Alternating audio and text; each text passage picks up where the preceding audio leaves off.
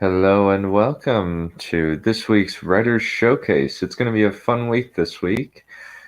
So, allow me to bring on my guests.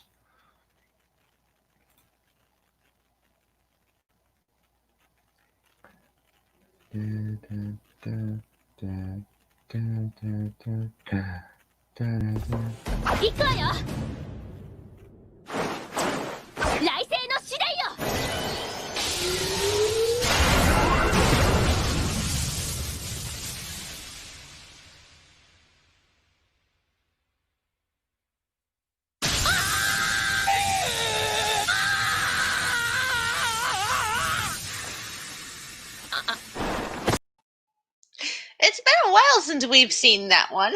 Good afternoon, everyone. Yep, and welcome another friend of ours. Hello, Carl. What's going on? Indeed. And welcome to Camp Valerian.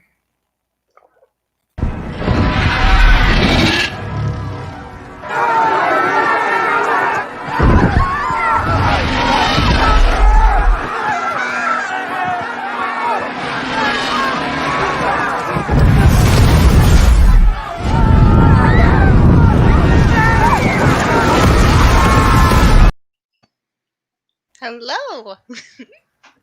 Okay, 2 dragons destroying a city.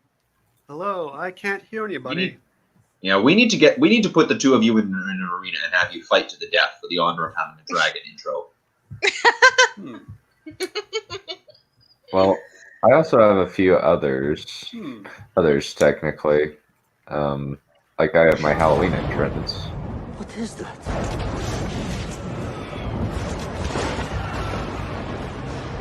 It is the prince. He is coming.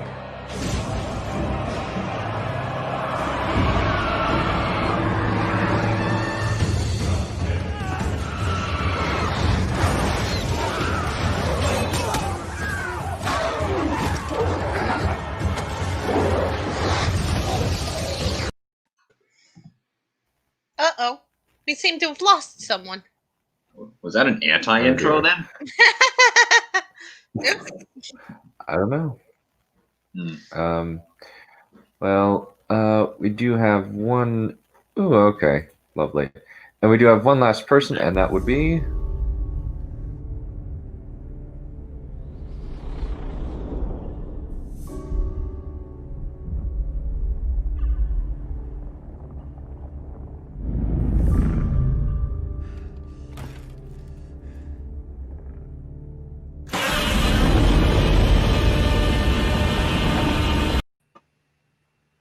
Hello, Kaiju God. Welcome. Hello, your god. I am insert witty comment here. Oh, don't fear the wit. Don't fear the wit. Well, wit is gay. You're Shout out gay. to How fucking dare you? How fucking dare you? That's racist. What? Well, all things can... Well, you gotta have wit. You gotta have Hoyd in your books. Otherwise, your books will not be as interesting. That's true. Very true. Who needs interesting writing if I can just pander to the brainless masses? No. Well, there is good money to be made in pandering. Exactly. Adapt our work. Yes, but you wouldn't get any money from me. Mm-hmm. So I do have a number of intros. Well, not intros, but reactions that I can show you guys. Are you high? That's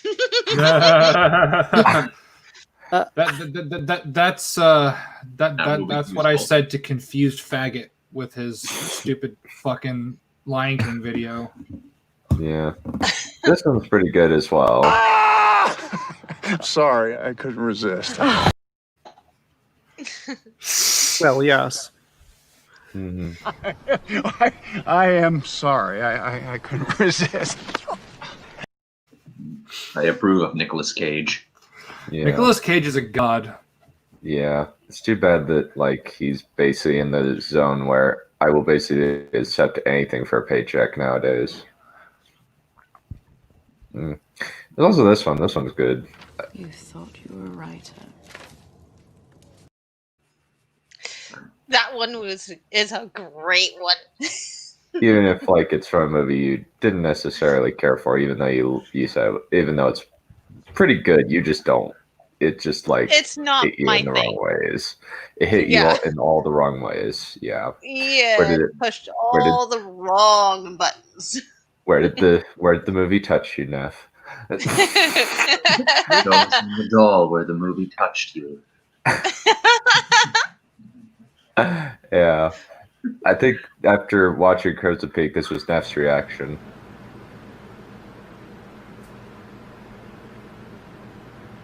What the fuck did I just watch?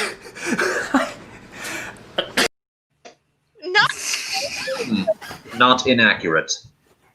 Not inaccurate.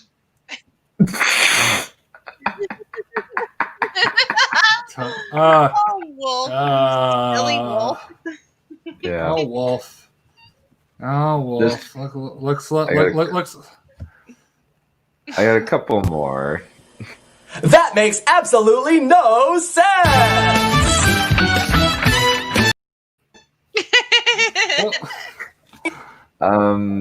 What's that from? That is from the Wizard of Oz review, books versus movies. Very good channel. I highly recommend it. And then this. It clearly doesn't care. It's just, here's some shit. And we think it's funny, or at least we did when we were smoking whatever we were smoking. Oh, yes. Mm-hmm. Alrighty. So, here's how things are going to work. So, does anybody need to hop off at a specific time? Because if so, I would like to make sure that everybody gets their chance to read. I'm good for the whole way. Yeah, so am I. I have no life. I'm going on Thank you for AFK for a volunteering bit. that information. Okay, so nobody has to emergency leave. Okay. Well, I'm So- going AFK for a. I'm sorry. I'm going AFK for a bit around 4-ish my time. Okay. That's 2-ish your time, I think. Okay, so that's in 30 minutes. So Perhaps you should go first. yeah, let's how about you can go first, Count Valerian. Thank you. Let's see what happens with this one.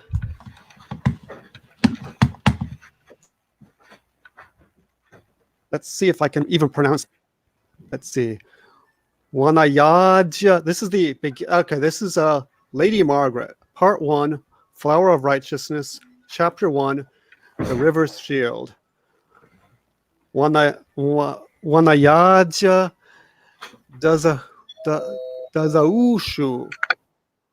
Nyaja, bless her.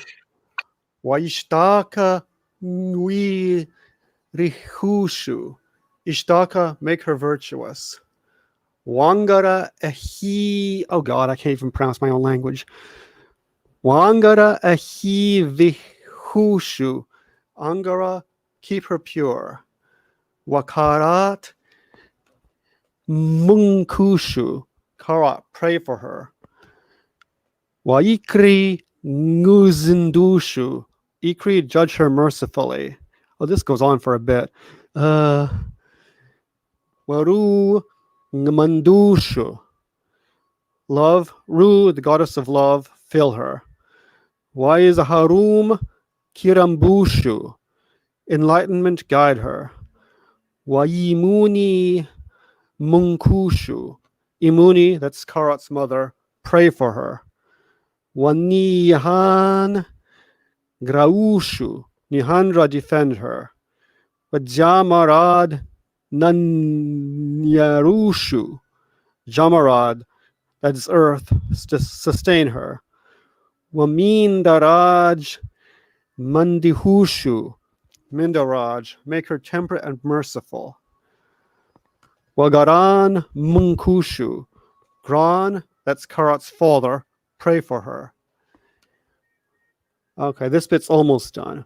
Wan Fukundushu. I'm sorry. Wan Fukundushu Churun Hunaparya. O God, accept your daughter, the blossom of righteousness. The prayers of her naming ritual resounded from the 9 walls of the temple. These prayers were in classical Turanian and were already centuries old on this warm summer evening on the 24th of Kanyadura, only a few days after the longest day of the 2112th year since the truth was revealed to Karat. That is 1394 AD. Blessings had been pronounced in the sacred hearth of Nyaja, the sacred garden of Ishtaka, and the sacred fountain of Angara. The infant had been squalling, but somehow seemed calmer after the naming ceremony and the gift of the sacred 9-beaded necklace. The story of the birth of Avu having been read from the Waramad, the strictly sacred part of Margaret's naming ritual. Naming ceremony. Half a moment. Naming was complete. Sorry. Naming rituals were not one of the more enjoyable duties for the girl's father, Count Pilamar, or Marojobo, as the Sandoranians called him, of Castle Tserthatan in the province of Ichalamu. For one thing, he did not much care for infants, finding them a bore and loud and messy. For another, he had had little luck begetting children that lived longer than a year, and had no heirs male at all. And his constant fear was that some greedy hanger-on at court would end up marrying his daughter and making off with the patrimony. His wife, Lady Markaruna, on the other hand, loved them and enjoyed planning them so long as they involved someone else's family. Pilamar was about 30, stoutish, and stood a little over 5 foot 6 inches in our measurements. He wore a blue robe, like a bathrobe, with a green triangle on the chest, a green belt, a red cape as a symbol of fatherhood, and a coronet shaped like the head of a saber-toothed tiger. He bore a ceremonial sword of the native rounded variety. Markaruna was about 5 foot tall and slender, with bright eyes. Margaret would take after her as she grew older. She wore a gown of blue and light green, a yellow scarf in honor of her status as a mother, and a smaller and lighter version of her husband's coronet. And she carried a parasol whose perimeter resembled a green and blue peace flower of Tserthatan, and the center a purple calendar flower from her native Palismu. The girl had been named Hunaparya, Blossom of Righteousness, but was more often called Margaret in her father's native Kalaman. Later, when she visited the imperial court, she would sometimes be called Shirumba Wagan, which in Sandoranian came to the same thing. The ritual finished, Pilamar's friends and others came up to him and his wife with congratulations and gifts. Pardon me a second. There. May Ishtaka grant your daughter many years of joy, said Count Garawada of Peje, the husband of Pilamar's sister Imuni, bowing his head. Garawada was a little older than Pilamar, and quite a bit taller. Imuni was a little shorter than her brother, a few years younger and very dignified. They wore similar clothes to Pilamar and Markaruna, except that their colors were black and dark green, their animal the antelope, and their flower the Jitarumuru, a fragrant white flower from Terrania, with 3 larger petals and 6 smaller ones. Garawada's ceremonial sword was in the Terranian style, flexible and very slightly curved. May Nyaja reward you, noble brother-in-law, replied Pilamar. On a less formal occasion, he might have just said, brother-in-law, but a naming ritual nothing less than noble would do. The aristocracy in those times were very formal indeed, and not uncommonly went by Great One. And may Ishtaka also grant me a son like yours, he added, to free me from the fear that some corrupt courtier may end up with my lands after my soul has been, we hope, received in heaven. Although I dare say he will anyway. The winds that blow from the court at Intina are not kind. Have a second. They never are, said Garawada. Yajani Pash, what a lovely service. I thank, Great One, replied the Yajani who had performed the ritual, lowering her head slightly. And now I will happily yield the child to her wet nurse and join Yaji Vurun in his meditations. Such a beautiful child, said Garawada's wife, the Countess Imuni, to Markaruna. Ru's blessing upon her and her family. She handed Markaruna a bouquet with the flowers of Ichalumu, Palismu, and Sandaran. And Jamarad's upon you and yours, replied Markaruna. I am not sorry. Childbearing is tiring work. Yes, it is, said Imuni. Ishtaka has laid a heavy burden upon us. Okay, that's that. Interesting. Not bad. I sympathize with you for your conlanging. Oh, yes. I can't even pronounce my not more mind. than I can choose so many times. There almost half of my early conlangs were just knockoff Eathqueels with ridiculously overstuffed phonologies. Yeah, that was started my... Man, have we had a conlanging stream yet? That would be a great. Not yet. We can. Yeah, that would be a great thing. I would love to show off my horde of travesties. What you mean, like a shitty writer showcase? Mm-hmm. Alrighty. I thought that was just given. That's fair. That's fair. Last week was pretty bad. Yeah, it's fine. Fine. You're not a totally lost cause. How fucking dare you insult me like that?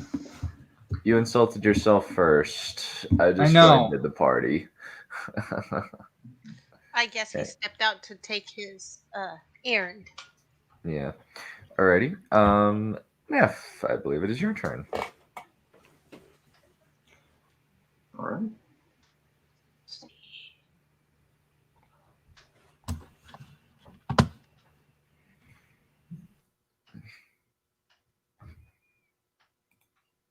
Testing. Let's see. Testing. I know that Kaiju and Lord Commander said something, but I didn't hear what it was. I was self-deprecating myself. It's how I can feel alive. Yeah, we're all sublimating our self-loathing. Oh, okay. Basically, okay, we're all rubbish, pretty much. Yeah. Yeah, basically. Fair enough. Sometimes I just let Anita Sarkeesian yell at me. I know. So, was that too much of an info dump, or no? No, I felt like it was fine. I mean, you know, world building or whatever, you know. I do have a soft spot in my heart for arrogant nobility. who think the sun shines out their ass. This is nothing. These chaps are nothing compared to some of the later characters that come up in terms of being arrogant nobility. In terms of like any feedback that I could give, I think that maybe having like statues of said gods or however like representations of said gods visually would be a good little touch to add. Oh, yeah, there actually are, but they're in like the later. I put them in later. They're not in this section, so I could just move them from there to here. Yeah, they're not technically gods. Technically, they're different aspects of the Godhead. The Godhead has 3 aspects, and each of those aspects has 3 aspects. So Yes. it's very much like the Faith of the Seven or the Catholic Church, essentially. Yeah, kind of like that. That's what I came up with eventually. The religion went through a number of iterations, just like the language did. And when I started out, I didn't know how to make up a religion properly. Just random things. Now at least there's some basic idea behind it. So that's okay. Mm-hmm. All right then. So my next. Yep, you are next. Okay. So this is the first chapter of what I read last week. And I've called it the beta test because it covers the beta test, basically.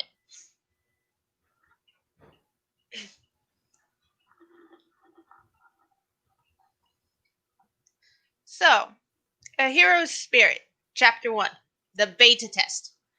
July of 2022, in Yamanashi Prefecture, Otsuki City, Lon Lon Ranch. And yes, there's a reason why the ranch is called Lon Lon Ranch. Kazuto, that thing you've been waiting for came. Kazuto heard his mother, Narusaka Aoi, call from up the stairs. Coming, Mom, I'll be right there, Kazuto called back. He turned his attention back to his last summer school assignment and decided that he'd done enough to earn the break. He saved what he had and turned his computer off. He got up from his desk and left his bedroom with a smile on his face. Should we be expecting Usnata later, Kazu?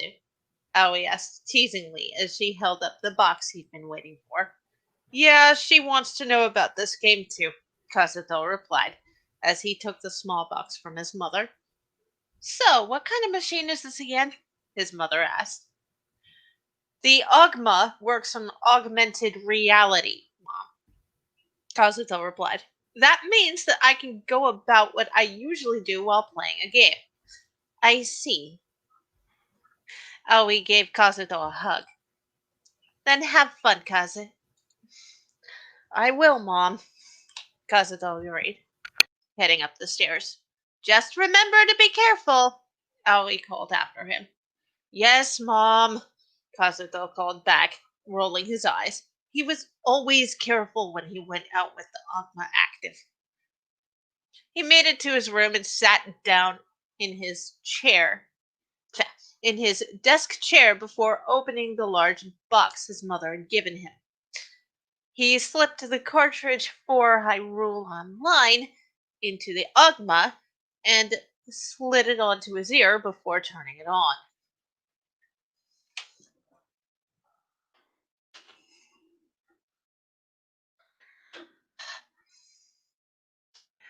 Hyrule Online, character creation stage. Choose your race and background. A voice echoed in his ear as his bedroom turned into a large circular room. A screen appeared before him, listing the backgrounds his character could have and the playable races.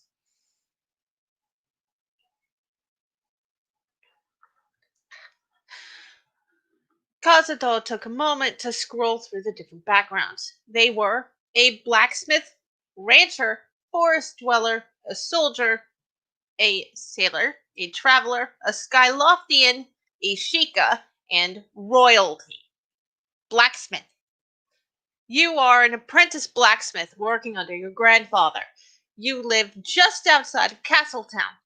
While you can make fine blades, you only have the most basic of knowledge when it comes to using them. Skills. Metalworking.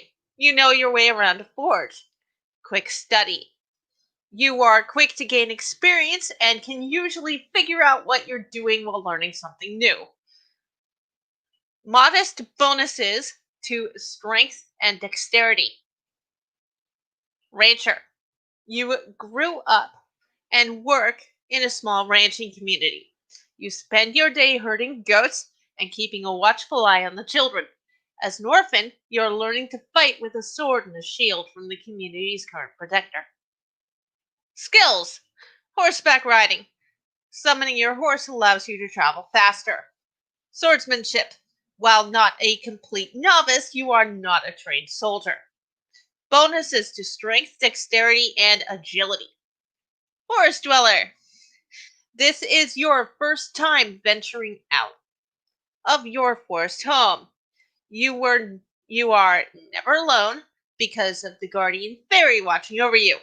Skills: watchful guardian. You are never alone, but that just makes you more aware of your surroundings. Quick study. You are quick to gain experience and can usually figure out what you're doing when learning something new. That's gonna pop up a few times. Soldier. You are a soldier of Hyrule under Princess Zelda. Skills: student of the sword. You are taking formal lessons. As such, you know more than most of the other classes. Quick study. Again. Bonuses to strength and endurance. You have two sub-choices to choose from. Captain. You are a newly promoted captain of the guard under General Impa. Skills: expert swordsman. You are a fully trained knight and it shows. Commanding coolness. You are in charge and everyone knows it. When in a tough spot, your troops look to you for guidance. Bonuses to strength, endurance, and charisma. Or Knight Protector. You have been chosen by the king to be the constant companion and Knight Protector for Princess Zelda. You have all the skills needed to keep her safe in any situation. Skills: master of all trades. You are well trained in every possible skill you can need to protect Princess Zelda. Master Chef. You are quite skilled at cooking up delicious meals no matter what you have on hand. Bonuses to all stats, plus resistance to most kinds of damage. God damn it. Made a mistake. Sheikah's not a race. Well, not a background, it's a race. Sailor. You are a sailor from the Great Sea. You've traveled from one side of the ocean to the other. Needless to say, you've seen and done all sorts of things. Skills: journeyman swordsman. You're no expert, but you are good enough to get by. Sea legs. You have no trouble walking on unstable surfaces. This also helps out on land. Expert swimmer. You've spent months on the open sea. Only the Zora are better. Bonuses to strength, endurance, and dexterity. Traveler. You are a traveler who enjoys exploring the world of Hyrule. Skills: wanderlust. Your thirst for adventure knows no bounds. This makes it hard for you to stay in one place for very long. Jack of all trades. You have a lot of skills, but you've not mastered any. If something needs to get done, you are the most likely to be able to do it. Bonuses to agility, strength, luck, and intelligence. Skyloftian. You are a resident of Skyloft, a city floating in the sky.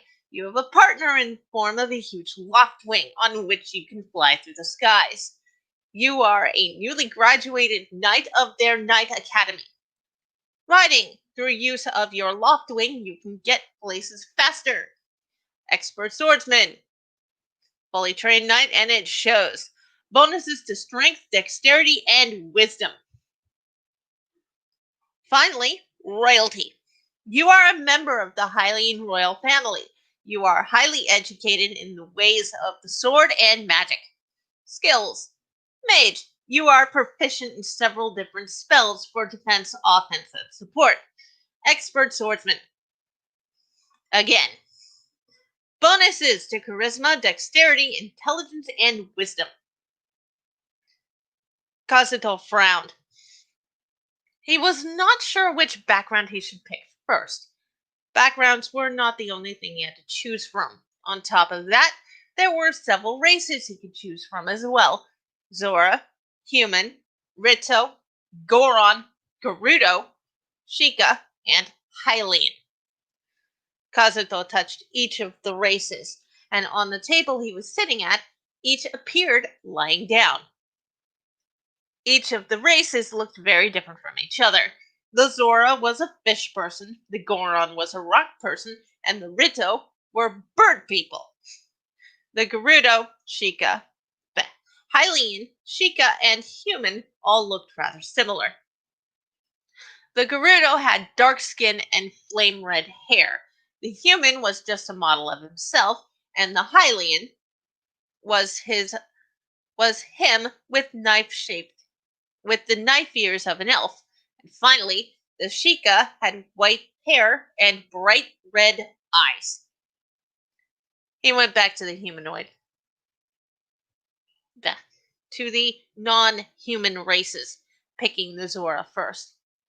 A red fish person of his height and build appeared on the table. He had fins on his arms and legs, and a tail coming from the back of his head like hair. He looked to the base stats for the Zora. The Zora are the best swimmers in the land of Hyrule and can breathe underwater. Beware, shock weapons are instantly fatal. Starting stats are Strength at 7, Dexterity at 9, Vitality at 5, Endurance at 10, Charisma, Intelligence, and Wisdom are all 6, and Luck is 3. Bonuses to Strength and Dexterity, penalty to Vitality. And it came with 25 stat points. Those base stats were not good. Not even for a level 1 character. And they were weak to something that he wasn't sure would be common or not. He paged to the Goron. A large, heavy-set, brown-skinned character appeared on the table. The Goron are the best miners in the land of Hyrule. They are tough as rocks, and their skin is heat-resistant. They live on Death Mountain. To move quickly, they roll into a ball and roll downhill. Beware, they are weak to the element of ice. Their strength was 10, dexterity was 6, vitality was 9, endurance was 7, charisma, intelligence, and wisdom were all 6 again, and luck was 3. Again. Bonuses to strength and vitality. Penalties to intelligence and wisdom. And again, it came with 25 stat points. These stats looked okay. He wasn't sure how to feel about them. And there was another element weakness, and he wasn't sure how common or rare ice weapons would be. He tapped the Rito icon. A bird person appeared lying on the table a moment later. The Rito's plumage matched the color of his hair, and even though the face was distinctly avian, he could see himself in the facial features. The bird's build was his own as well, but he didn't expect anything less since the Ogma only augmented reality. That meant that he could not change his body. Dyeing his hair and eyes was possible, but that was it. The Rito are the people of the skies. They are quick and agile and able to fly from place to place. They are primarily archers and bards. Rito are powerful but delicate. Strength was 7, dexterity was 10, vitality was 5, endurance was 9, and charisma, intelligence, wisdom, and luck were all the same at 6 and 3. Bonuses to wisdom, charisma, and agility. Penalties to vitality and luck. And the stat points he could allot were the same at 25. Well, there were no elemental weaknesses, but powerful but delicate could only mean one thing. Glass cannon. The stats weren't too bad for a glass cannon, but it was time to move on. onto the 3 human races. Sorry, 4 human races. I'm in the midst of editing. There were to choose from. Kazuto turned his attention to the 4 human races next. First, he tapped the Gerudo option and the Rito disappeared, to be replaced just as quickly with a rather dark-skinned, almost human version of himself with fiery red hair and long pointed ears. The Gerudo are mostly female race, and it is rumored that only a single male is born every 100 years. Hardy desert dwellers, they were once known as thieves. Strength is 5, dexterity is 10, vitality is 7, endurance is 9, charisma, intelligence, wisdom, and luck are all the same at 6 and 3. Bonuses to dexterity and intelligence, penalties to strength. And the stat points were the same. At that moment, Kazuto was hit with a feeling of deja vu. A male, only born once every century? Why was that familiar? He shook the thought off. He would have time to examine the feeling later. Kazuto tore his eyes away from his Gerudo avatar, trying to ignore the feeling of dread the sight of it left in the pit of his stomach. Later, he firmly reminded himself. He did his best to focus on the avatar's stats instead of the avatar. The stats weren't too bad, all things considered, though he would probably be playing as the Gerudo last. He just could not get rid of the chill that had gone down his spine over the wrongness of being a male Gerudo. He tapped the Sheikah icon and took a moment to study the avatar that appeared before him. As with all the other avatars had, his height and build, Kazuto had come to expect it. Kazuto had come to expect it. Its eyes were a deep, bright red, and the hair was short and white. Like the Gerudo, this avatar had knife-like ears. The Sheikah are a clan of secretive people. They are close to the Hyrule royal family and have been their protectors for centuries. Strength 8, dexterity 8, vitality, endurance, charisma were 7, intelligence was 9, wisdom was 10, and luck was 6. Bonuses to dexterity, intelligence, and wisdom. Penalties to luck. And the same stat points to allocate. Something about the Sheikah felt familiar in a far more friendly light. For some reason, the image of a smiling woman with kind yet strict red eyes and long red hair bound up in a tight bun and red facial markings smiling at him fondly flashed before his eyes.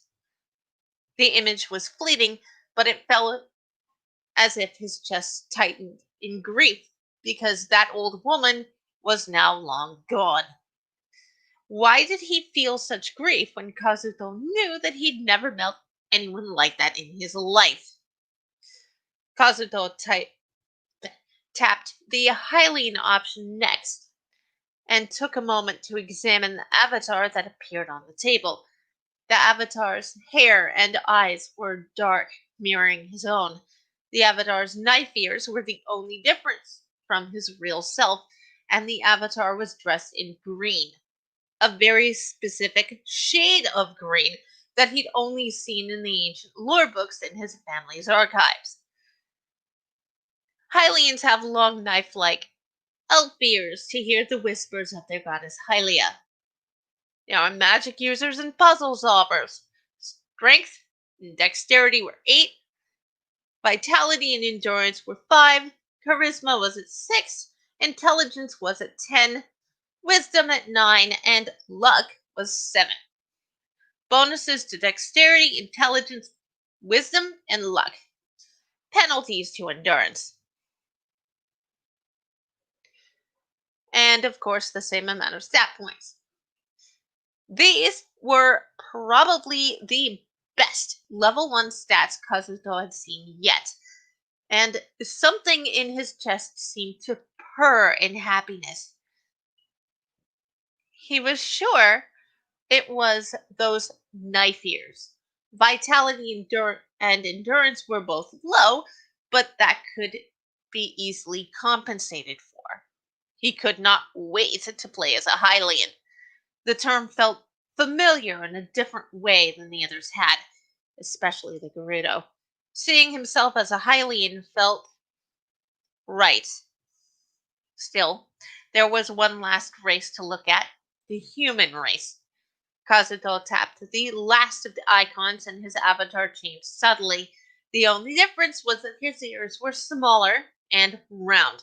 Humans are average at best, and the choice that was here only for those that did not want to play as one of the more exotic or inhuman races.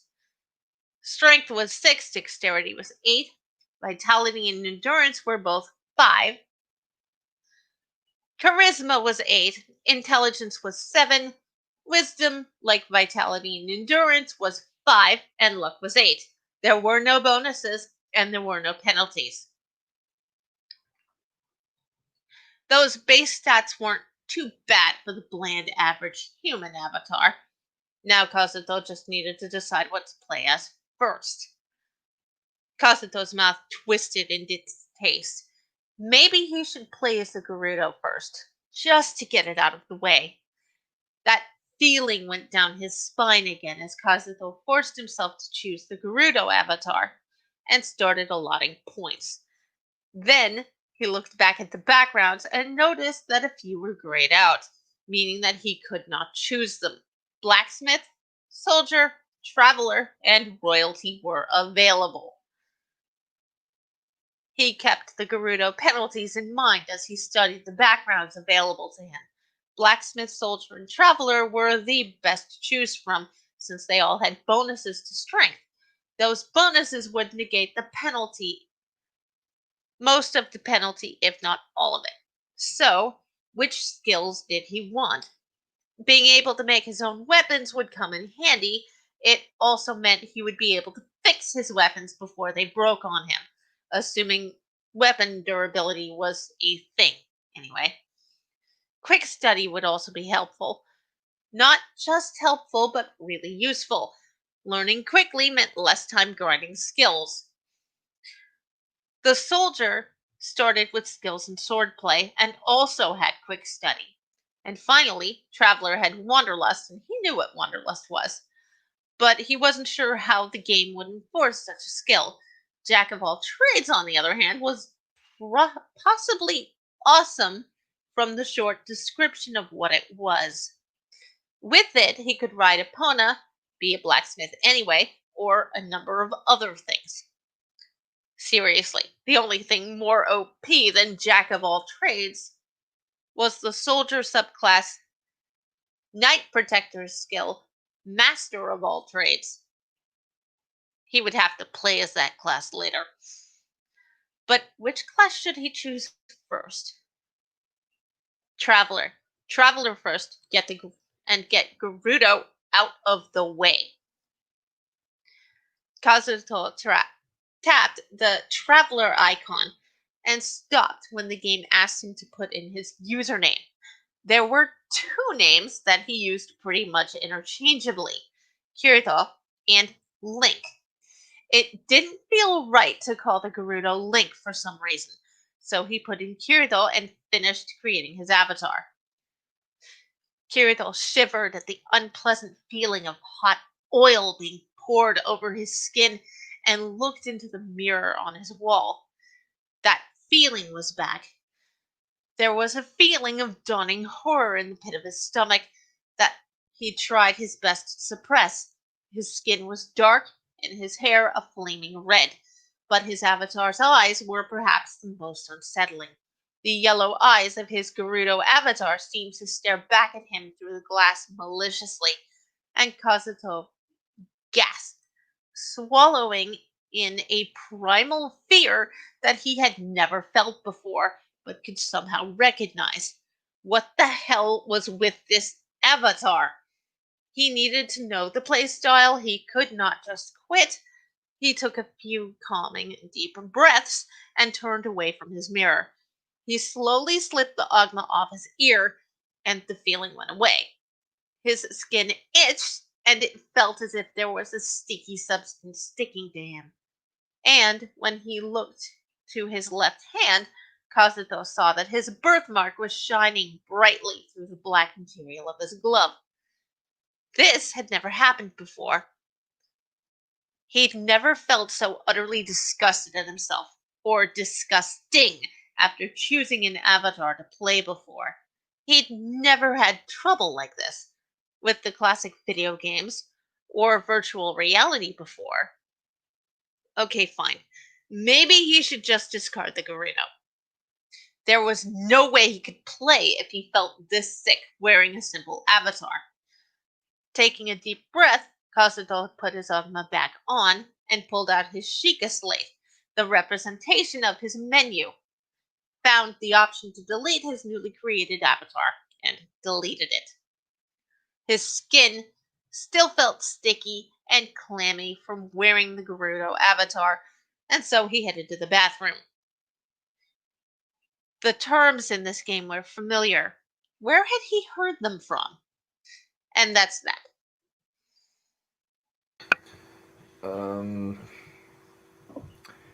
I guess that was necessary, but it was just like... Yeah, I'm sorry. This is the only time it's going to appear like that. I'd already decided. So, yeah. I'm sorry for all the stats. Oh, no, it's I think fine. if you're because at the end of each of a lot of the entries it says the stat totals were the same. That could probably be condensed to a single sentence at the beginning. Yeah. Generally just set up a baseline and really only mention some things unless there's a deviation in that case. Yeah. That'll definitely chew up some words. Yeah, it will. I think I'll go ahead and do that. Please tell me that Link will say, "I won." I have no idea yet. Kirito, my boy. My boy. Hey, my listen. man. Hey, listen. Oh, maybe. Hey, listen. Hey, Tonald killed Navi, alright? So... Yeah. Like, Navi's not the worst of his companions, but she was meaned to death. Fee was worse, I think. Because she reiterated information that you already knew right after you learned it. So... I mean, when you interrupt a man when he's trying to cook for Zelda, you get fucking decked. By Zelda. Yeah. Well, Tonald is a god, so I think it's acceptable. Yeah. Yeah. Good old And I took inspiration from several of the games for the different avatars. And he made bigot sandwiches. God, those look so good. When he was making those look so fucking good. I wanted one. It is getting on lunchtime. Yeah, I'm sorry it took so long. No. Most of the chapter was just one big, huge section. I have a bad feeling about this Ogma thing somehow. You killed me. Why? Good. I question how safe it's gonna end up. I think there might be some issues with the hardware. Maybe. Just possibly. I mean, how exactly does it interface with the brainwaves? And are we sure that you can't like hack the brainwave machine to somehow fry someone's brain. That's what I want to know. Oh, cool. Alrighty. Kaiju, it is your turn. Oh, okay, cool. Alrighty, let me pull it up. Here we go. Finally, chapter 5. I got this shit done. Yay. Let me just adjust my earbuds here. One's falling out. Okay, here we go. The monstrosity raised its huge manted claw and struck with blinding speed, just narrowly missing both Royce and Rezio. Rezio closed her eyes and opened them. Her once crimson eyes now turned silver and had a faint glow. She could see the electrical impulses flowing through the grim and cluster around its other claw. Pulling her gun from the holster, she fired the massive revolver at the claw. Each bullet hit the arthropoidal joints and almost blasted it completely off. Shrieking in pain, the monster made a wide sweep with its grotesque wing. Rezio dodged it with relative ease, jumping in the air and landing on the upper edge of the wing. Royce had begun firing quick but bright orange bolts of plasma, each burning into the armor and leaving scorch marks along with the smell of burning flesh. The monstrosity shrieked at the burning pain shooting through it as it swept Royce with its other wing, knocking him several feet back into a pile of bodies, which then piled onto him.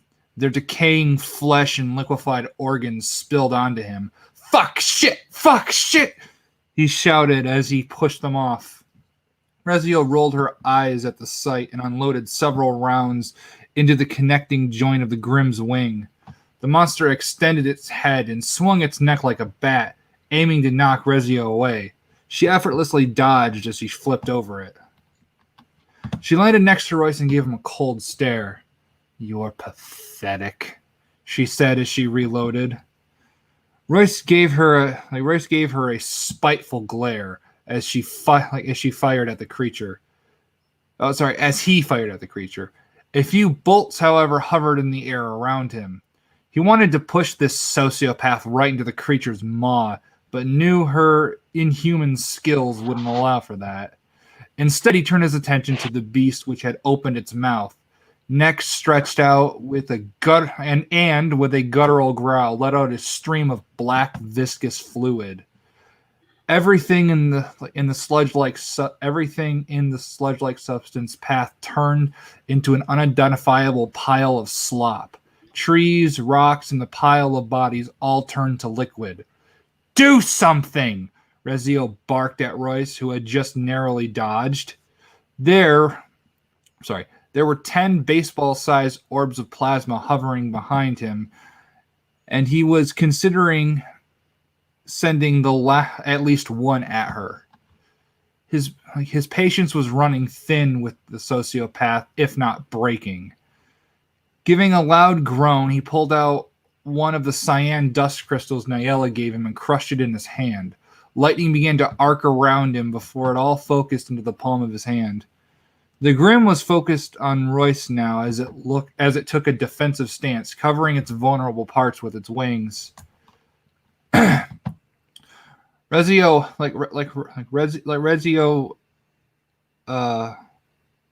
there's a word missing here. Rezio emptied her chamber and reloaded her gun. Each with fucking brain stupid. Rezio emptied the chambers and reloaded the gun with each round being the size of a 50 cal and a broken shield engraved on the casings. She took aim and emptied each chamber into the monster's exposed leg. Each bullet... Oh, there's 2 periods here that annoys me. Each bullet piercing into the left reptilian leg of the beast. Black chunks flew off the leg and a dark mist sprayed like blood from an artery. However, it kept an eye on the young man who seemed to now be consumed in lightning. Royce felt his arm burn even with his aura up. It was an unimaginable pain, and it couldn't help but show. The 10 plasma orbs merged into a saurian theropod-like head that shot at the creature with lightning speed, latching onto the wing and trying to pull it out. Royce followed after, changing his pistol into sword form and channeling the lightning into the blade. The plasma construct burned into the wing and pulled back enough for an opening for Royce to get through. He thrust his blade into one of the small one of the small dents into the chitinous armor of the Grim. All the lightning shot through the monster, causing it to howl in pain. The shrieks echoed across the entire forest, causing every living thing to shudder at the unnatural sound. Even other Grim that were drawn in by the fight immediately fled. "Burn and die!" Royce shouted as the construct broke apart and formed around his free hand as a claw. He slammed his fist into the armor of the creature, causing plasma to scorch the left side of its body. The orange light shooting above the trees as the heat from the attack caused the air to ionize and create even more plasma. After the orange matter dissipated, Rezio looked on a bit wide-eyed at the display of power, but quickly shook it off. It was certainly impressive for someone who she deemed lesser than her, but nothing but to be too impressed by. The creature had gone silent as it looked down at the young man who was panting heavily as he tried to pull his blade out. However, the chitin had somehow gripped onto the blade. "Shit!" Royce cursed as he pulled harder and harder but couldn't budge. The beast's entire abdomen then burst open into a giant maw of jagged teeth and tentacles, lashing out and grabbing onto Royce. Rezio went to draw her sword, but stopped. Royce was surely dead, and the creature wasn't paying attention to her. So she holstered her gun and began to slowly creep back into the forest. Royce could see her from the corner of his eye leave him to be eaten. Part of him knew this would happen, but still he felt betrayed and tears filled his eyes as he closed them, ready to die. But before his short 18-year life could come to an abrupt end, he heard what sounded like a rampaging wild beast. He opened his eyes and saw a beam of light form into a woman, kicking the monstrosity square in what constituted as a shoulder. The force of the impact caused the Grim to stagger into a tree. Then a blur of black sliced through the tentacles, causing Royce to drop. Looking up, he saw Nyella snarling and growling at the Grim.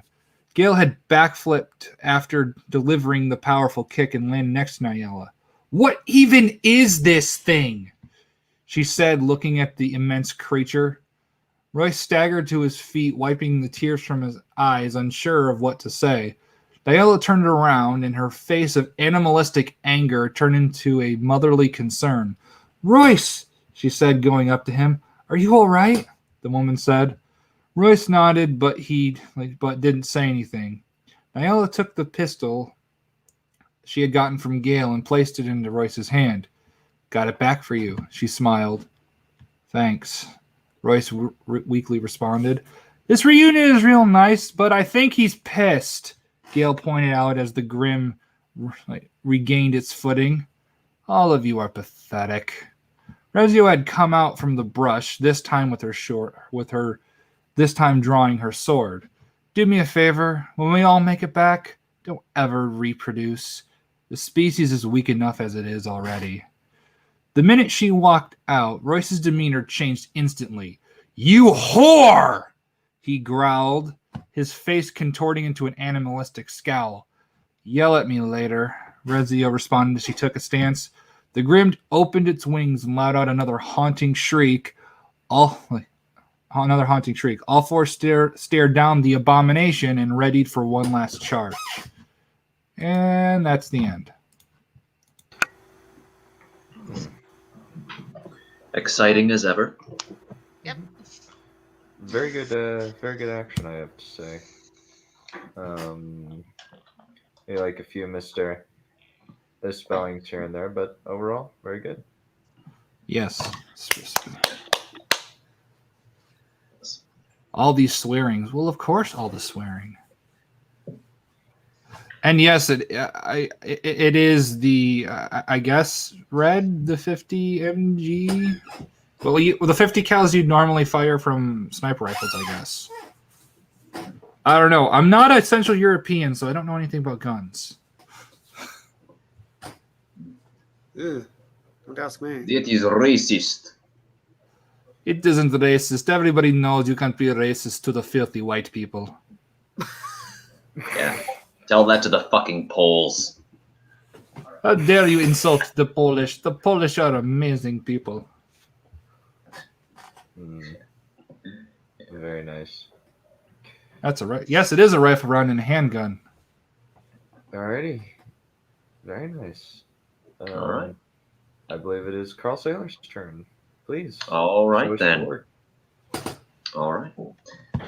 This is a snippet from chapter 12 of The Gates of Dawn. This chapter has always held a very warm place in my heart because it was this where the story really started to take shape and everything just clicked into place. And once I got over this hill, it was smooth sailing right to the end. And so, here we go.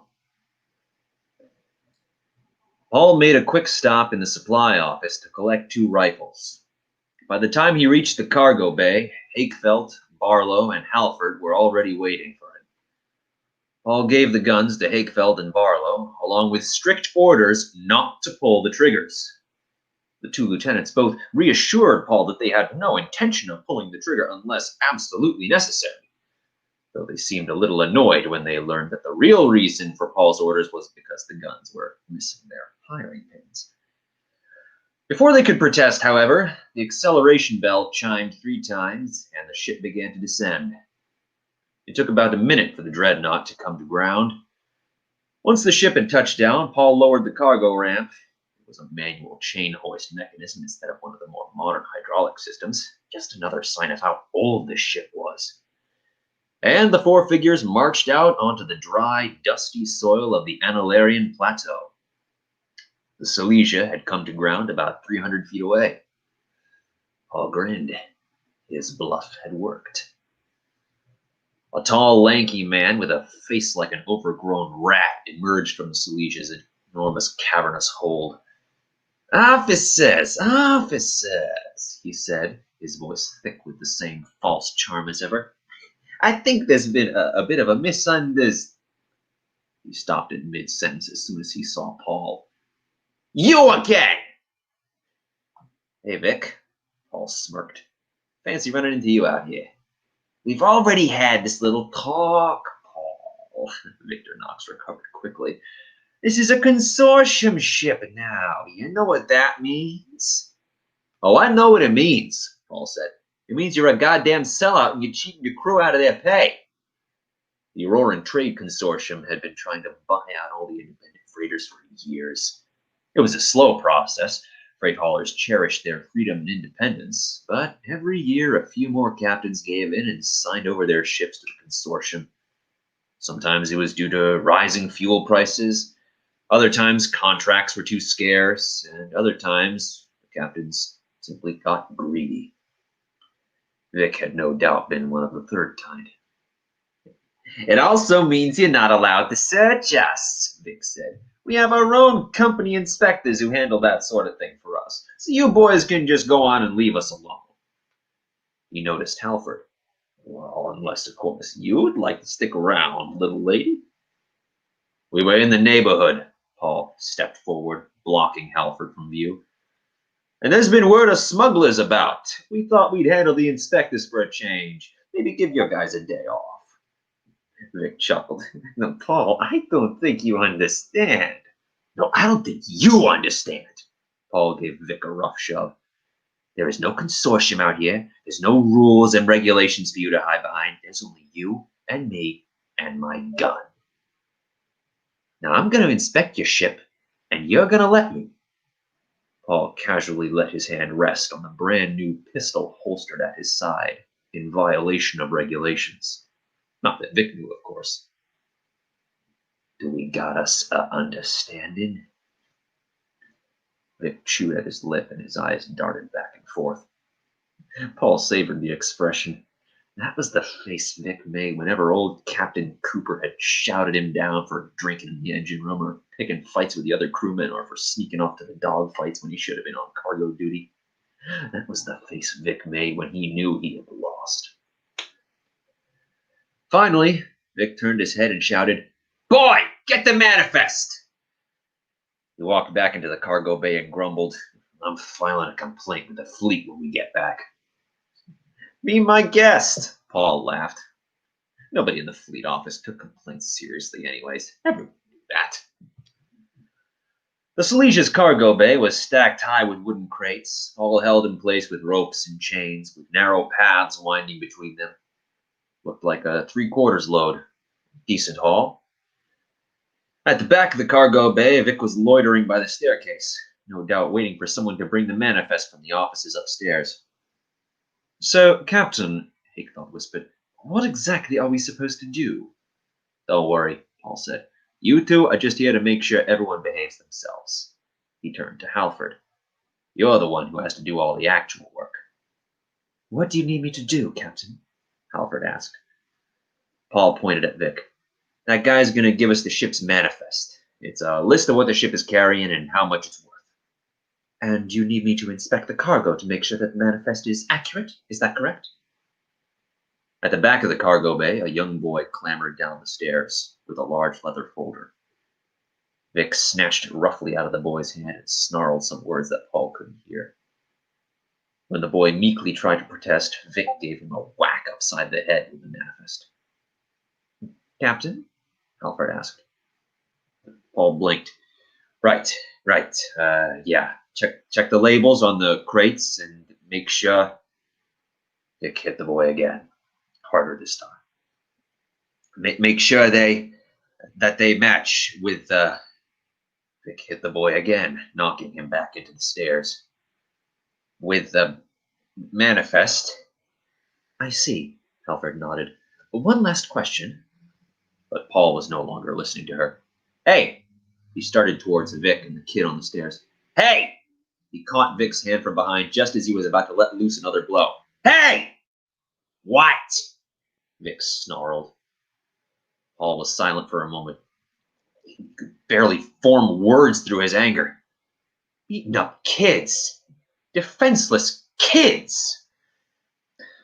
Finally, Paul's rage simmered down enough for him to stammer, "We gonna do this or what?" Vic slowly nodded. He wrenched his hand out of Paul's grip and stalked off towards Hakefeld, Barlow, and Halford. "Dumb kid," he grumbled as he tucked the manifest under his arm. Paul watched Vic go with a look of sheer hatred. He knew full well that Vic was a no-good, two-faced, dog-fighting son of a bitch. But this was over the line. When Paul had started this little scheme of his, he just intended to march about, flaunt his rank, rub Vic's nose in it for a bit. But now, he was really gonna ruin him. Paul turned to the kid. He looked about 8 or 9 years old. His skin was a swarthy brown, and he had a head covered with fluffy dark brown hair. Kid's got the look of Hadvar, Paul thought. A war orphan, probably. A bruise was beginning to form on his head, and his big brown eyes were filling up with tears. Paul knelt down beside the kid, put an arm around his shoulder, and whispered, "Sorry," the boy sniffed. "I don't understand." His accent was unmistakably Auroran. Paul shrugged. His Hadvari was rusty anyways. "You don't like that guy, do you?" "No," the boy, shh. Is that Knies? Sorry, that was my alarm clock. The boy choked through his tears. "He yells at me, and he hits me, and he calls me a dumb kid." "That sounds terrible," Paul said. He glanced over at Vic and the rest of the team that had already started the inspection. "What's your name, kid?" Jack, the boy sniffed. It's Jack. Tell me, Jack, Paul said in a low, vaguely conspiratorial tone. Would you like to help me get rid of him? The boy wiped his nose on the dirty sleeve of his ratty old tunic. What? I can get rid of that mean old captain for you if that's what you want. Really? The boy blinked. You can do that? Oh, yes, Paul said. But I need your help to make it happen. You think you're up to it? Uh-huh, the boy nodded, smiling through his tears. I can do that. All right, Jack. Paul helped the boy to his feet. Here's what I need you to do. Go to the nearest tool closet and bring me a pry bar. Can you do that for me? A pry bar, the boy repeated. That's right, Paul said, miming what a pry bar looked like. It's a long piece of metal with a little claw thing at both ends. Can you get one for me? Yeah, I can do that, the boy nodded. Good, Paul smiled. Now get to it. Right, the boy said before he scampered up the stairs and vanished. Paul watched him go with a smile, and turned to rejoin the rest of his group. Halford was leading the inspection. She was a little unsteady at times, but she seemed to be managing rather well. Every now and then, Vic would make a nauseating remark about her eyes or her figure, but whenever he did, Halford would just humbly request that Captain Knox refer his full attention to the task at hand. Damn, but that girl had the patience of a saint. The Silesia had evidently just come from Illyria. About half of her cargo was goat's wool. The garment factories of Kalmar paid handsomely for every crate. The rest was the usual assortment of Illyrian goods, spices, dyes, salt, about a half a dozen bolts of Hadvari silk. It was a completely ordinary load. Nothing at all suspicious about it. Captain? Said a small voice from behind Paul. Both he and Vic turned around and answered, Yeah. It was the boy, Jack, struggling to hold up the heavy metal pry bar in both hands. I got the... you know. What the hell is this? Vic snapped at the boy. Paul smiled. Good work, Jack. He took the heavy bar with one hand and started toward the back of the cargo bay. That was usually the place. The hell's going on here? Vic demanded as he hurried to catch up with Paul. Halford, Barlow, and Hakeford followed close after. You'll see, Paul said as he neared the second-to-last panel on the left side of the back wall. You'll see. Paul slipped the claw of the pry bar into the gap between the panels and wrenched them apart. A large steel plate clattered to the floor with a great resounding clang, and Paul reached into the opening and pulled out a knee-high wooden crate. So, Vic, Paul snapped the lid off the crate and pulled out a cloudy liquid in a bottle. You want to tell me what this is? The stunned look on Vic's face was absolutely sublime. You really need to get a new hiding place. Tell me, Miss Halford, Paul said theatrically, did you by chance happen to notice a crate or two of Illyrian dog ale on the manifest? I believe I would have noticed something like that, Captain, Halford said, weaving around Vic. Hakefeld and Barlow followed after her. I thought so. Paul turned his attention back to Vic. Captain, he said, brandishing the bottle with delight. All the royal inspectors he'd ever had the misfortune of crossing paths with had liked to toy with their prey. Are you aware that importing this substance into Aurora is illegal? Vic stammered. Now hang on a sec. We are less than 60 miles from the gates of dawn. Paul pressed his attack further. That's correct, isn't it? Kilometers are shorter than miles, right? Do you expect me to believe that you were going to toss all these overboard before you got to Longview? Vic's eyes fell on young Jack. You little rat-faced gink. I'll gut you like a... Not so fast. Paul stepped between Vic and the boy. This fine young man has just assisted in the capture of a known criminal. Paul let the word hang in the air like a fine perfume. That entitles him to the Queen's favor and protection. You think you can do this to me? Vic snarled. To me! Boys, Paul said, and right on cue, Hakefeld and Barlow brandished their rifles. Vic's protest vanished at the threat of violence. He always was a coward at heart. By the authority conferred upon me by Her Majesty the Queen, Paul announced. That was the sort of thing you had to say before making a declaration like this. I am ordering this vessel impounded and placing you under arrest. Mr. Barlow, do we have a brig back on the Dreadnought? He hadn't seen one when he was touring the ship, but most ships usually had one. I don't believe we do, Captain, Barlow said. Paul shrugged. Well, I guess we'll have to improvise then. Dump him in the supply office and keep an eye on him. Aye, sir. Barlow nodded and roughly grasped Vic's arm to lead him away. Vic squirmed weakly, but didn't resist too much. He was beaten and he knew it. Paul watched Vic shuffle down the cargo ramp with a very satisfied look on his face. Mr. Aikfelt, Paul said, head up to the Silesia's bridge and tell the helmsman to lay in a course for Longview. Advise them they will be under our guns the whole way. Aye, sir. Aikfelt nodded and started up the staircase. Paul looked about and noticed that he was still holding the bottle of Illyrian liquor. He shrugged and tucked it into his jacket. The cabinet in his room was starting to run low anyways. Good work, Miss Halford. Louise smiled and curtsied. Thank you, Captain. And where are you going, kid? Paul called over to Jack, who was starting to make his way up the stairs. I'm going upstairs, the boy seemed confused. To get ready for the trip to Longview. No, you're not, Paul said with a fond grin. You're a hero, kid. You're riding back with us. And that's it. Very interesting film noir style mystery thing, especially with the accents. Well, yeah, both I liked of them. it. Sounded pretty good. Oops, I My can't. Boston accent is Just rusty. a moment, I'll clap in a moment. I need to put something What? down. I didn't catch that. What was that? I had to put something down in order to clap.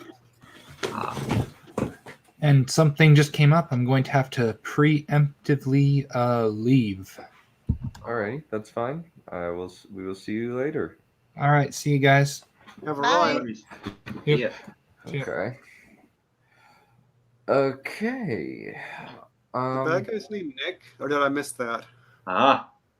You caught the reference. You caught the reference, didn't you? Not really. No, not you. The Lord renowned Commander chap caught the or reference. me? My real name What is was Nick too. what was the ref? What was the what The was Privar reference. Yes, I did indeed get. Well, it's not a Privar. Oh, that. Okay, no, I didn't get that. Road to El Dorado. It's an animated movie about two rapscallion rogues in the 1600s around, give or take, going off to the New World to try to swindle the Aztecs out of their gold.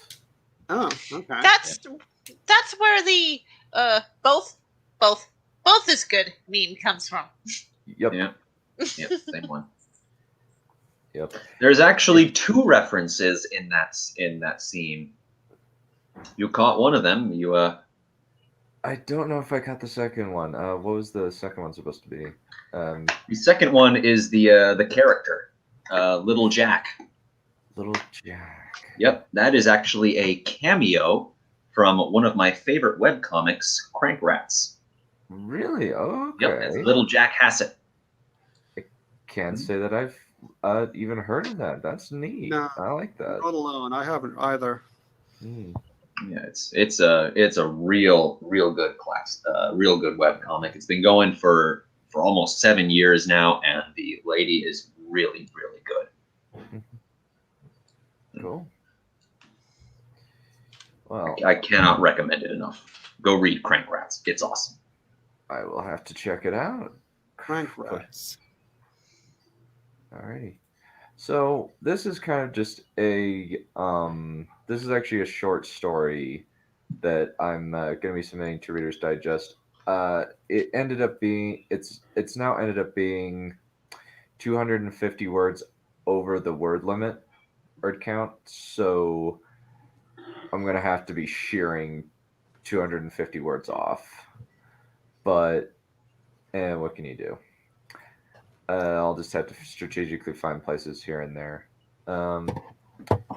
So it's called Shards of Innocence by B. Malachi Dunn. Oh, nice. Okay. The city of Legiona was a quiet place at night. The majority of people were now finished with their everyday duties, and with the setting sun, the taverns were now open.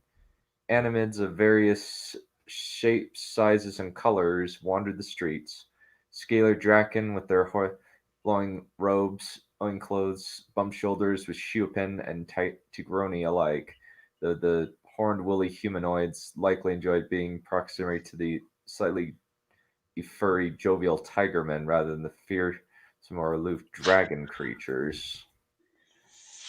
This was where Teogar was sitting with his group of friends. Head spinning, Teogar took a long drink of his golden wine, completely draining his 12th tankard to cheers from the other patrons around him. Unable to fully keep his gaze from fuzzing, Teogar took another tankard that the crustacean Astaran Armaid had brought over. Good thing they can use multiple arms when they need it, Teogar thought as the slightly carapaced girl slid a pair of arms from her side and took the already used tankards for cleaning in the back rooms. Smiling, he extended his hand toward the 12th tankard, unwilling to let himself be beaten by Shard, a bulky Ursha. Teogar's opponent bared his canines, tapping his long, clawed fingernails on the table as he delicately sipped his honeyed mead. Both were equally potent, but the thick, black-fuzzed creature seemed to enjoy his mead more than Teogar did. He's got to be tired of drinking as much as me, Teogar thought as he raised his cup to his mouth. Abruptly, his eyes rolled back up in his head, and he collapsed backward, the wine spilling all over his striped head. With a yell of triumph, Shard slammed his meaty fist down on the table and downed his last tankard before dropping it. Yes! He bellowed, exulting in the cheers from all around him. Grinning, Teogar stood up and added his own slurred congratulations to the asses.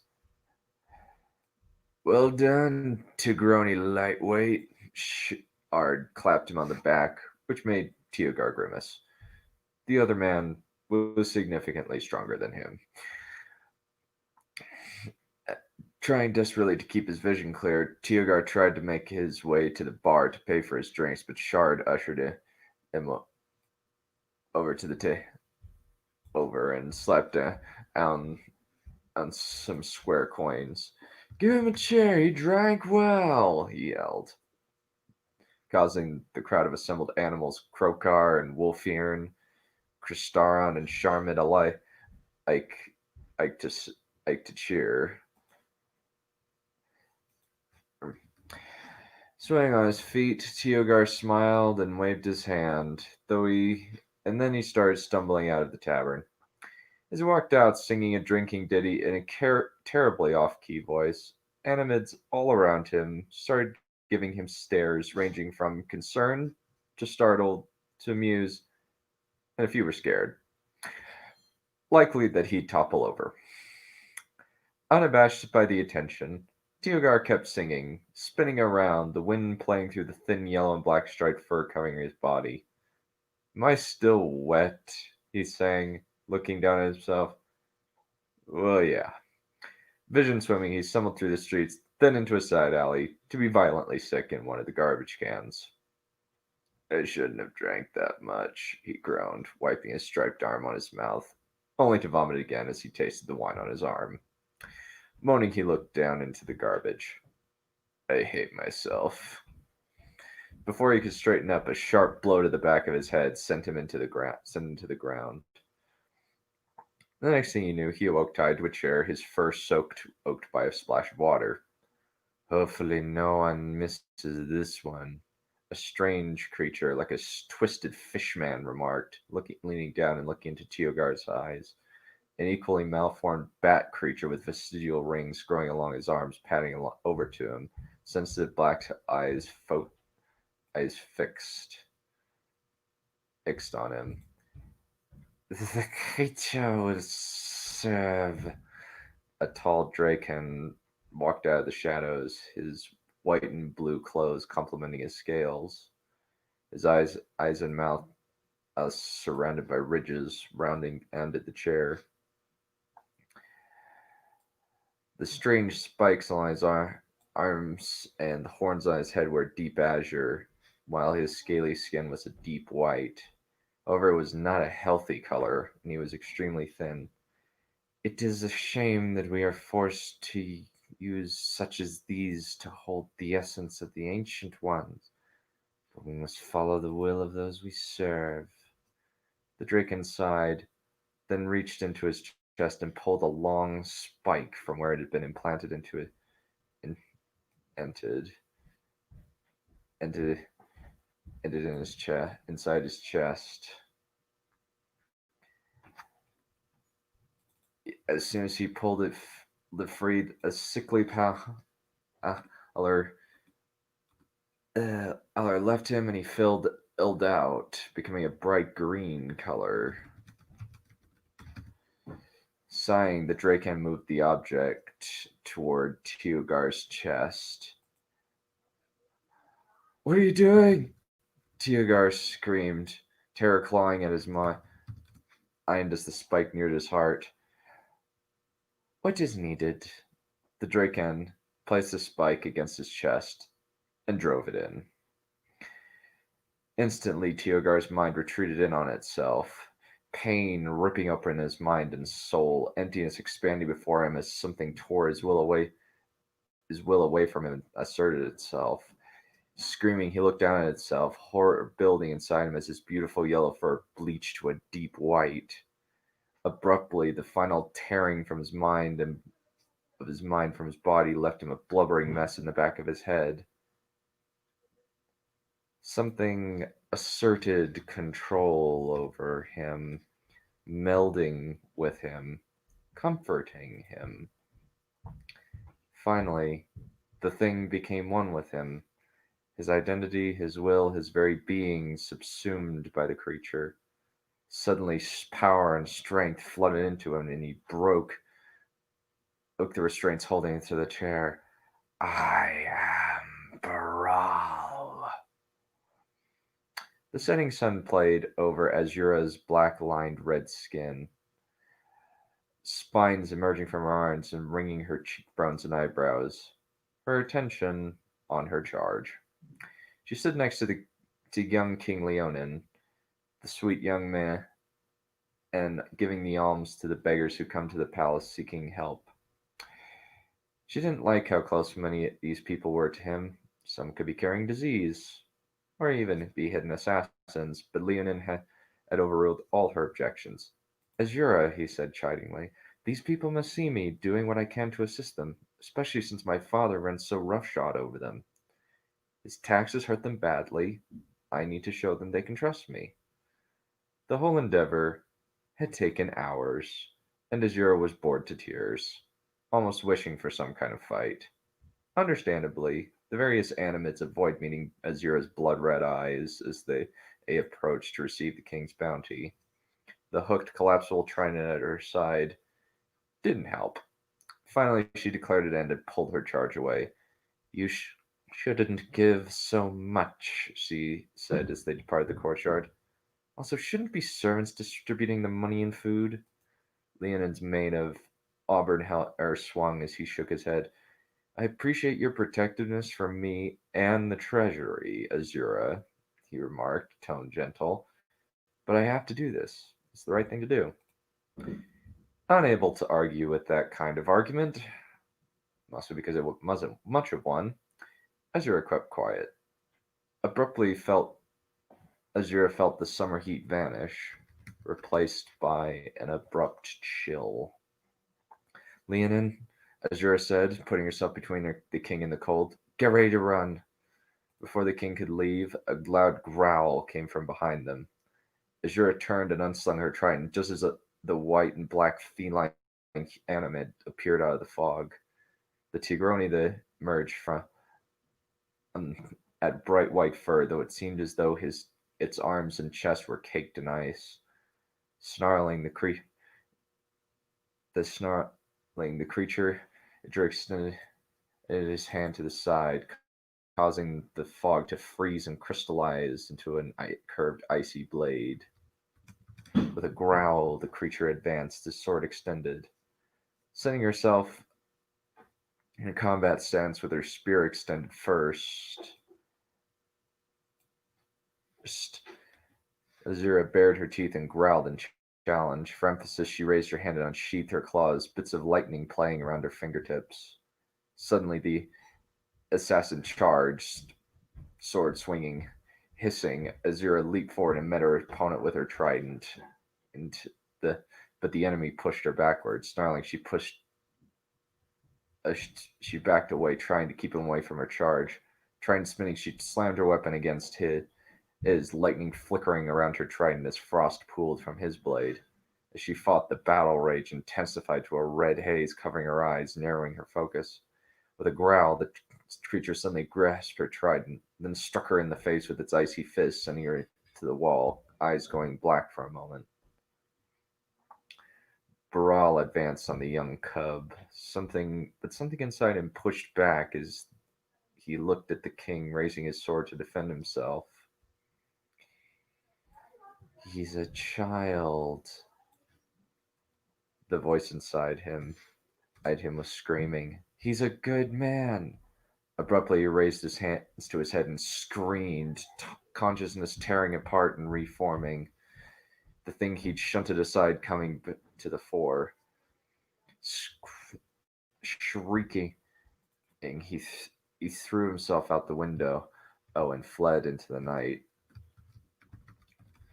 As the figure moved toward her with weapon in hand, the red haze in Azura's eyes caused her to react instinctively, battle rage fuzzing her vision. She lashed out with her trident, stabbing forward. The sudden gasp and flash of golden fur caused her vision to come into focus. Leonin stared at her, shock and horror on his sweet face. No! Azura pulled her weapon free and caught the king in her arms, trying to will life back at him. Instead of cursing at her, Leonin put his hand on her heart as if to absolve her of what she'd done. The Draken murdered the king! Azura turned to see a pair of guards running toward her, weapons drawn. Regretfully, Azura let Leonin sink to the ground and leap forward, trident stabbing forward, cutting through armor like it was cloth. More guards came into the hallway, drawn by the fighting. She killed a few of them, but soon there were too many. Snarling, Azura dashed to the window and swung herself upward. Without pausing, she clipped her trident to her back, then began clawing her way up the side of the palace toward the mountain, rocks flying away from her hands as she fled. Not from the guards, but from Leonin's haunting eyes.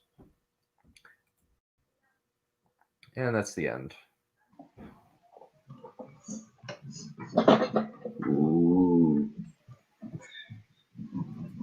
Halloween themed? Kind of. Very nice.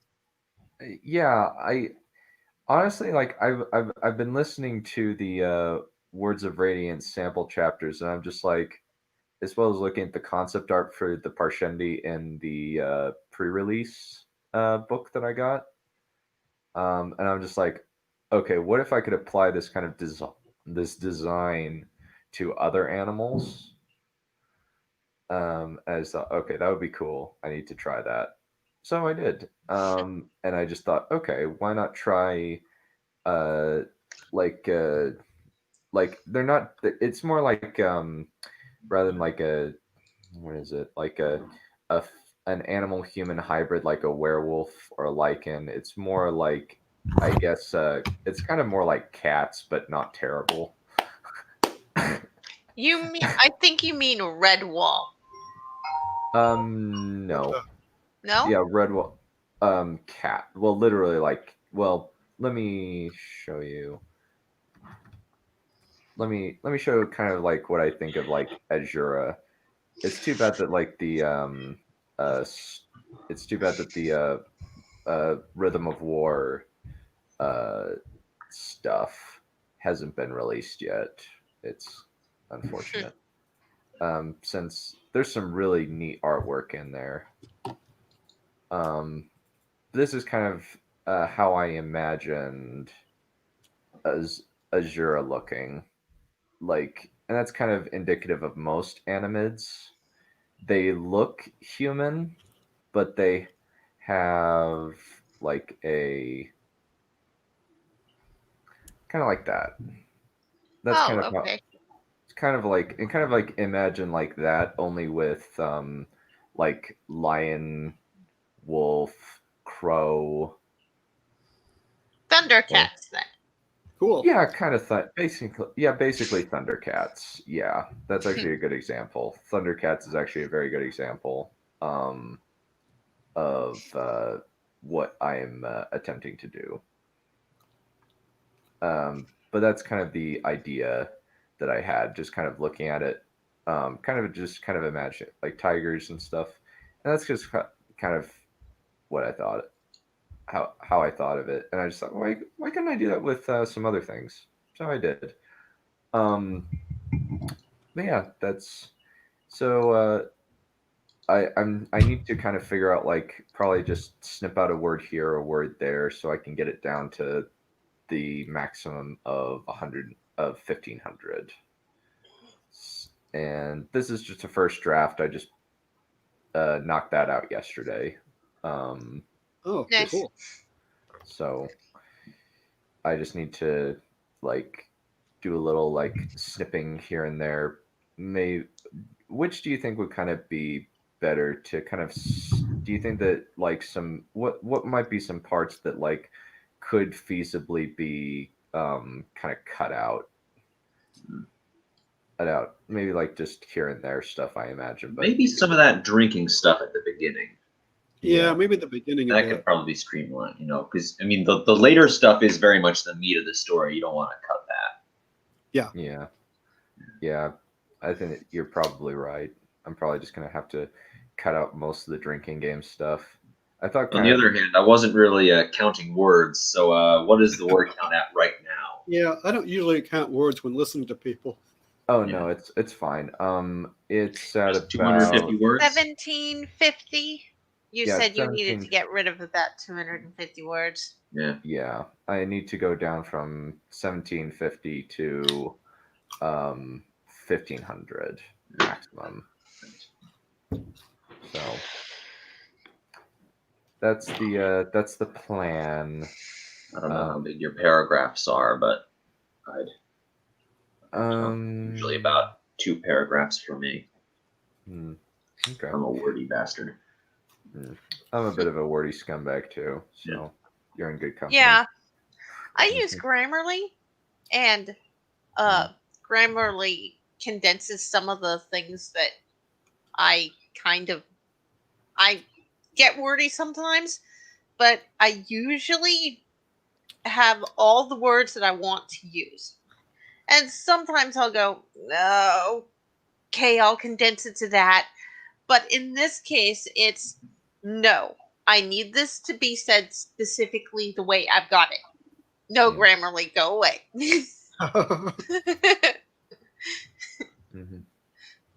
I think I'm not wordy enough usually. But then I go back over it again and add stuff. Well, I think that'll call it good. Thank you all for coming. Is there? I need to put your. I'm gonna have. I'll go back and put your stuff in the description, Carl. Once it gets done. But I do have something special planned for tomorrow. We have a video recording from a few weeks ago. Essentially, what happened was we tried our best to play Crimson Peak for commentary, and then we decided screw it and just said, all right, let's just play Cards Against Humanity. It doesn't matter, and just said screw it. And so I'm going to be releasing the video of that tomorrow, if anybody is interested. Probably I can't around. believe I've won every single game so far. Yep, and I have video evidence. We have video evidence of that. Yep. 4 in a row. It's kind of uncanny.